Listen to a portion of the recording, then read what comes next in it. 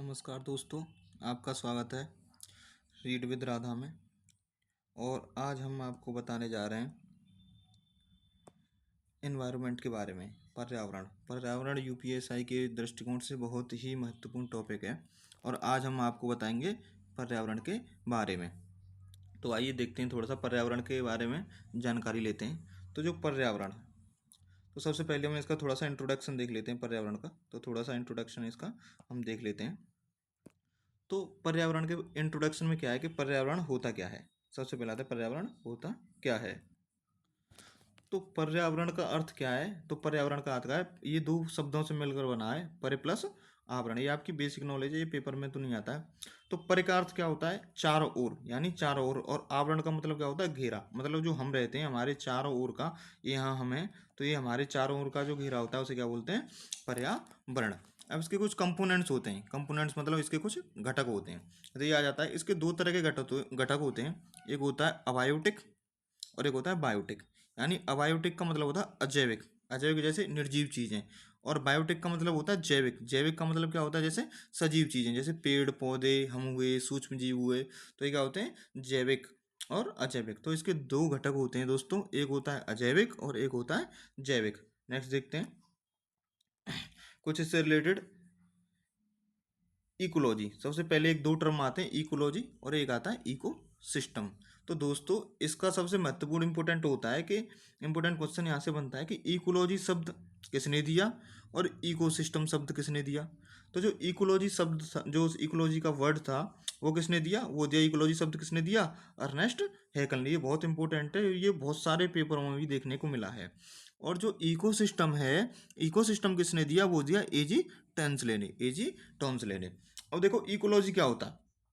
Ecology होता है कि जो जीव होते हैं उनके जो वातावरण है उसका संबंध, उनके बीच में संबंध बताता है। यानी संबंध कैसा है, हम अपने आसपास कैसे अपना सर्वाइव कर रहे हैं, कैसे अपना संबंध स्थापित कर रहे हैं।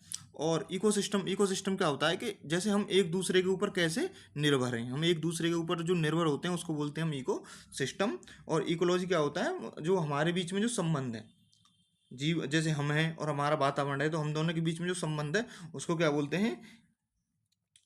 तो इकोलॉजी क्या होता है, तो इकोलॉजी होता है आपका कि आसपास में कैसे संबंध स्थापित करते हैं, कैसे हम सामंजस्य बैठाते हैं, उसे क्या बोलते हैं, इकोलॉजी।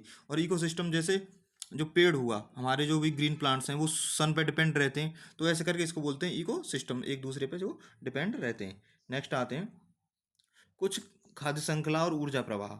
मतलब ये कैसे कैसे चलती हैं, तो फूड चेन, ये फूड चेन जैसे ये हो गया, ये प्रोड्यूसर, ये डिकम्पोजर, ये अपेक्स कंज्यूमर, ये करके ये होती है हमारी फूड चेन, पूरी फूड चेन। कि फूड चेन कैसे चलती है।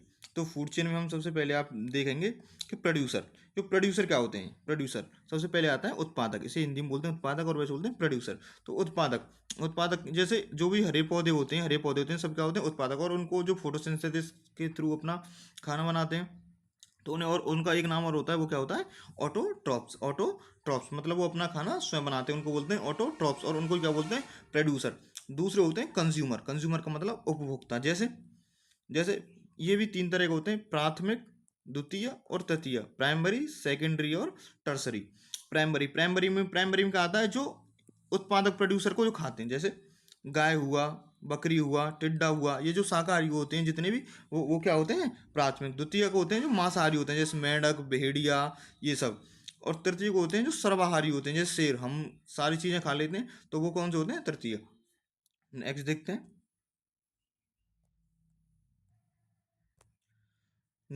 कि 10% का नियम क्या है। यानी 10%, यानी 10% का नियम क्या है। तो 10% का नियम ये कहता है कि अगर कोई चीज़ हो रही है, अगर कोई एनर्जी हुई, तो एनर्जी हमारी 100% होती है।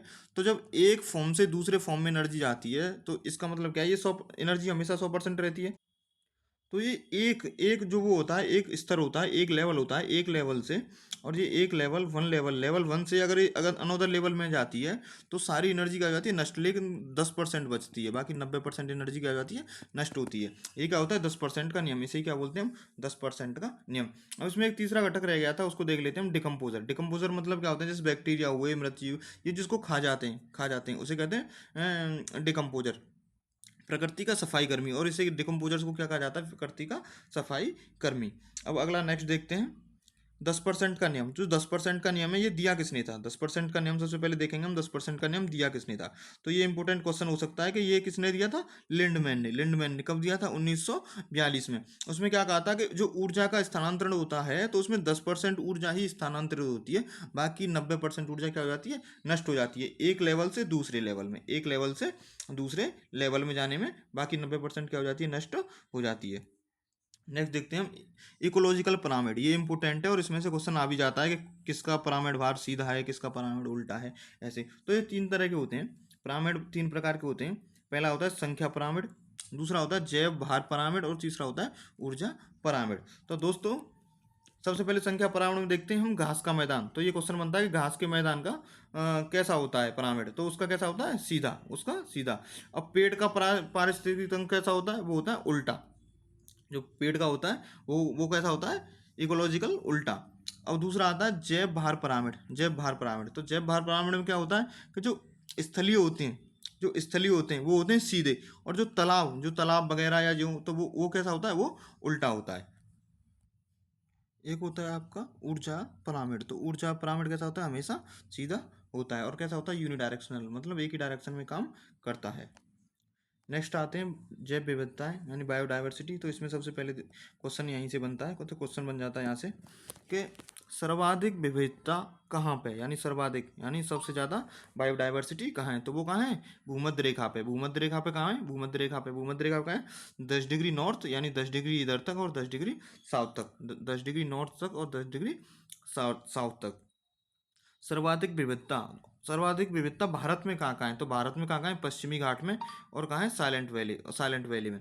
तो साइलेंट वैली कहाँ पड़ती है? हमारी केरल में। तो भारत में हॉटस्पॉट कितने हैं? तो भारत में हॉटस्पॉट हैं 4 हॉटस्पॉट हैं टोटल। भारत में कितने हॉटस्पॉट हैं? 4।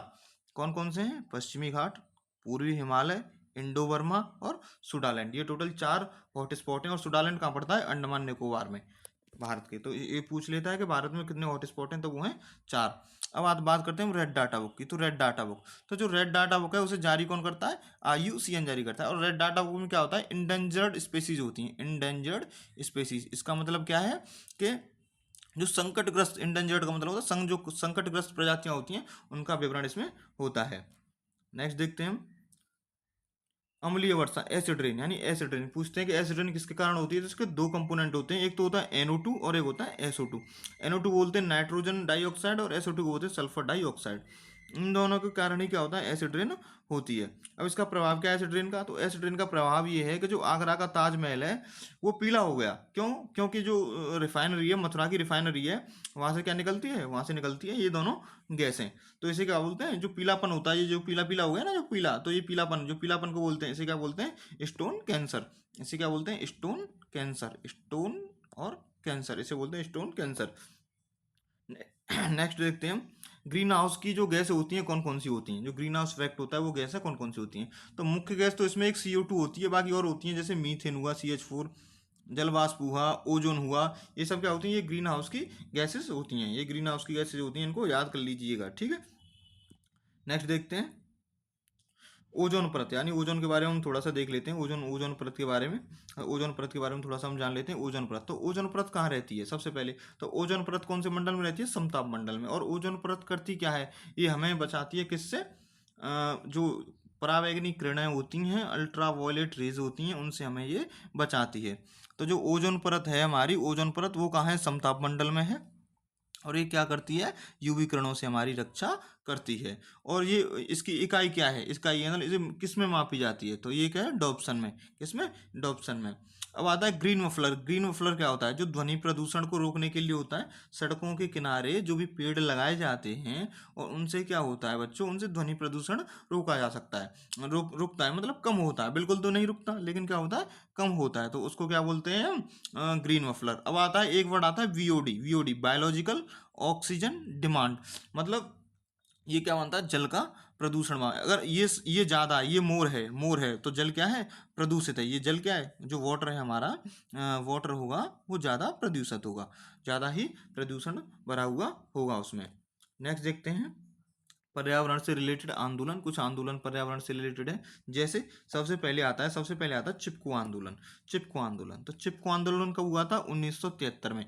और ये स्टेट पूछ लेता है तो ये हुआ था हमारा उत्तराखंड में।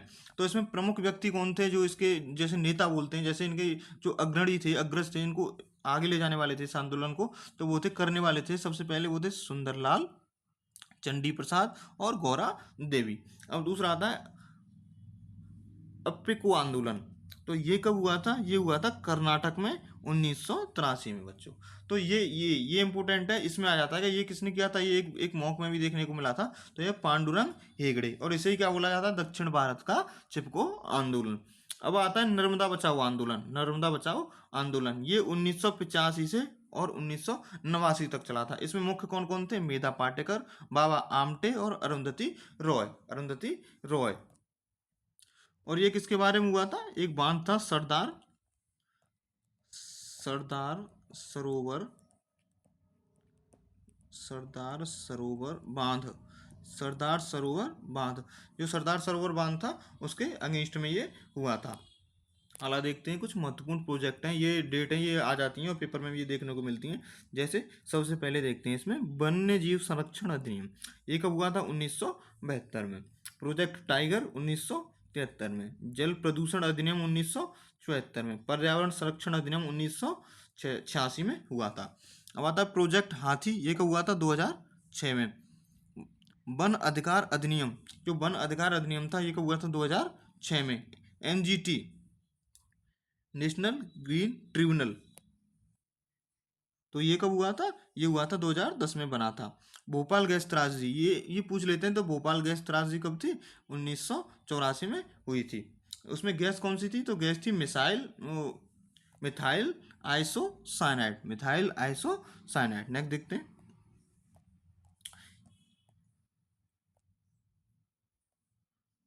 ये देखिए, ये है हमारा प्रोजेक्ट टाइगर के बारे में। ये टाइगर छाप दिया तो टाइगर का ये प्रोजेक्ट था।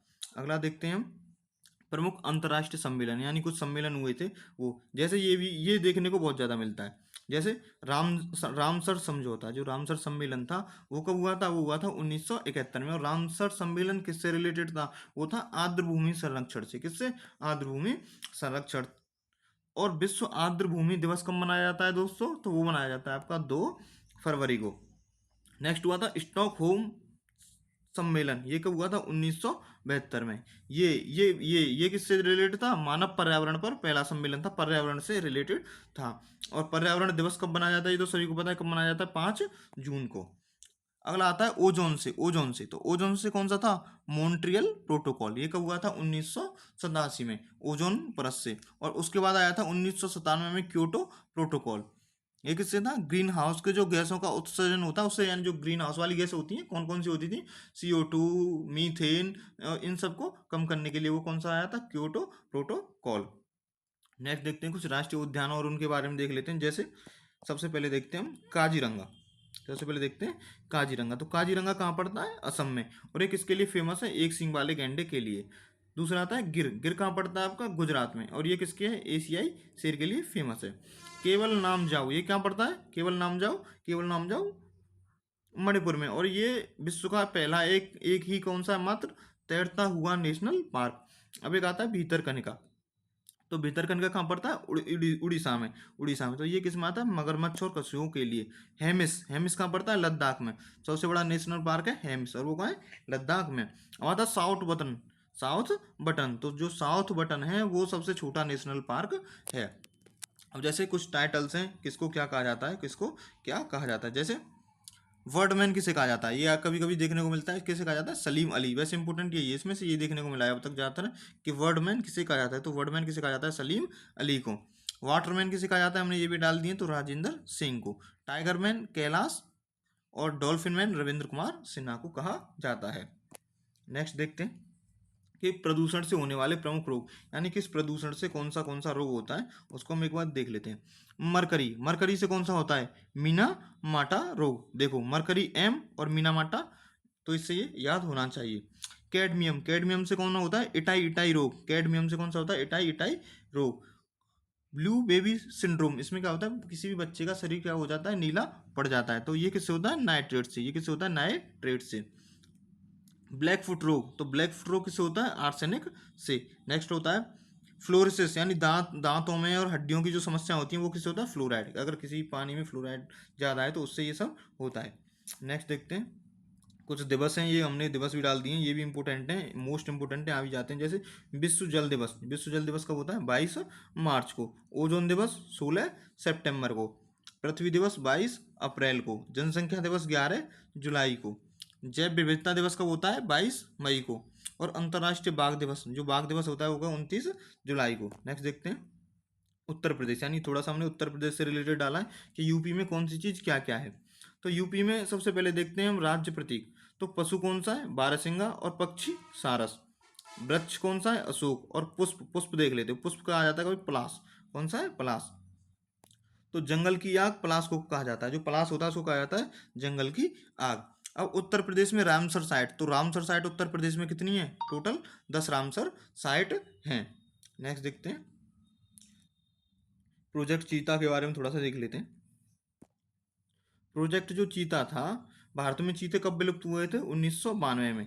तो अभी कुछ टाइम पहले 2023 की बात है, तो उसमें चीता लाए गए थे, कहाँ से लाए गए थे, नामीबिया और अफ्रीका से चीता लाए गए थे। तो ये प्रोजेक्ट चीता शुरुआत कब हुई थी, 17 दिसंबर 2023 में। ISA, ये फुल फॉर्म आ जाती है कभी कभी, ISA international solar aliens alliance, ये होती है ISA की फुल फॉर्म होती है। इसका हेडक्वार्टर कहाँ है, गुरुग्राम में। नेक्स्ट देखते हैं ग्रीन कॉन्सेप्ट और प्रमुख संस्थान, कुछ संस्थान है जैसे कार्बन क्रेडिट। कार्बन क्रेडिट ये क्योटो प्रोटोकॉल से संबंधित होता है दोस्तों, और इसमें क्या होता है, जो प्रदूषण कम करने वाली कोई भी कंपनी को ये एक अवार्ड की तरह दिया जाता है। अब एक होती है कृत्रिम वर्षा, ये बोलते हैं आर्टिफिशियल रेन, आर्टिफिशियल रेन कराया, अभी जो दिल्ली में कोशिश की गई थी लेकिन हो नहीं पाई थी। तो इसमें कौन सा होता है, इसमें होता है कि तो सिल्वर आयोडाइड का प्रयोग होता है। एक होता है इसमें AgCl का भी यूज होता है, AgCl और AgI इन दोनों का इसमें यूज होता है। फ्लाई एश, फ्लाई एश क्या होती है, जो जहाँ जो बिजली घर हैं, जहाँ बिजली बनती है, वहाँ से जो कोयले की जो राख निकलती है, वहाँ उसको बोलते हैं, क्या बोलते हैं, फ्लाई एश। एक आता है यूनेप, UNEP, यूनेप का जो मुख्यालय वो कहाँ है, नैरोबी केन्या में, ये देखने को मिलता है। और भारतीय वन सर्वेक्षण ये कहाँ पे, देहरादून में, ये कहाँ पे, देहरादून में। नेक्स्ट देखते हैं, ये आपके MCQ क्वेश्चन है, ये आप एक बार देख लीजिएगा, थोड़ी सी हमने MCQ डाल दी है इसमें। और ये आपका टॉपिक पूरा कंप्लीट हो गया है, और इससे बाहर एक भी क्वेश्चन नहीं जानेगा, ये श्योरिटी है। 99% तो इन्वायरमेंट में से आएगा, नहीं जाएगा। 1% तो हम कह ही नहीं सकते, कोई नहीं कह सकता 1% को। बाकी चैनल को आप सब्सक्राइब कीजिएगा। थैंक यू, आपको क्लास अच्छी लगी हुई है तो थैंक यू।